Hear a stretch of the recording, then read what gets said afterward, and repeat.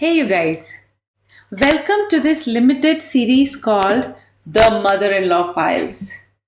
Mother in Law Files is about the role that extended families play in marriages and in divorces. Divorce is a very big problem for divorce rate is 1 to 1.3%. In corporate India, about 457 million people work, which means that about 45.7 lakh people in corporate India get into a divorce every year.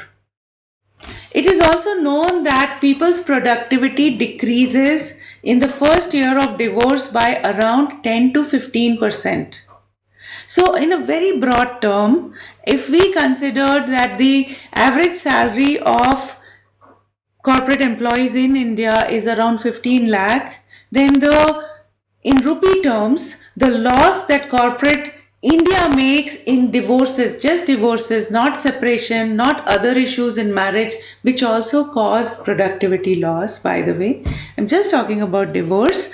Just due to divorce, the corporate India loses around 150,000 crore rupee, which is in dollar terms about $17.1 billion, is what is lost by corporate India because of the low productivity statistics of these employees. Around 88% of women who ask for divorce have been living in extended family.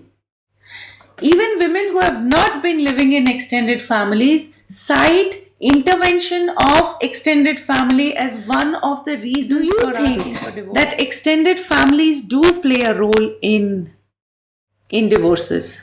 Do you think that corporate India should do something about ensuring that either employees do not get into divorce, or if they did get into it, they recover from it quicker? Do you think there is some basis in these data? Do you feel that this is the truth? Share your thoughts in the comment box below, and like, share, and subscribe to my channel. And see you in the next episode. Bye bye.